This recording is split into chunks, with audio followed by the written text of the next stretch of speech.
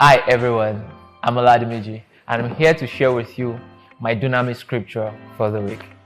The Dunamis Scripture for this week is taken from the book of Esther chapter 2, which tells us the story of Esther, young Esther, who was living in the kingdom of Persia. She was beautiful, humble, God-fearing, and unfortunately she was an orphan. She was being cared for by her cousin Mordecai. Esther, being a humble lady that she was, found favor in the sight of the King Xerxes, who chose her to be his queen.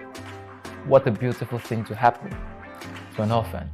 Okay, but this happened because the king didn't know of her Jewish origin, and Mordecai advised her to keep that part a secret. She listened to Mordecai's advice. So, there was also this powerful man, Haman.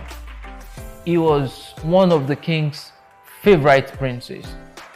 The king loved him, and Haman happened to be someone that appreciates people referencing him.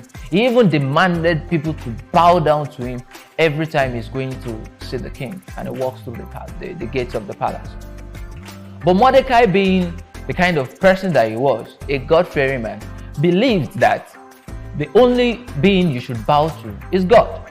So Haman was so angry and not happy because Mordecai wouldn't bow to him. He saw it as disrespect. So he purported in his heart to make sure that he destroys not only Mordecai but all the Jews. Now Mordecai heard of his plots and his plans, and he decided to talk to Esther about it.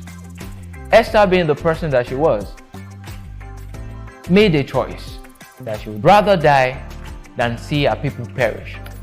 So, she decided to talk to the king about it.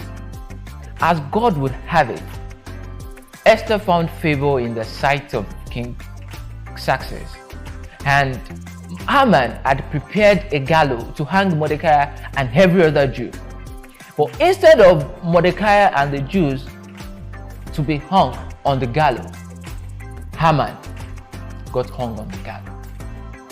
What does the entirety of this story tell us? It tells us, or it teaches us, that God is intentional about his people. We see that when God made sure that Esther was the one chosen to be the queen, which brought her into the palace for a day as the day she was needed.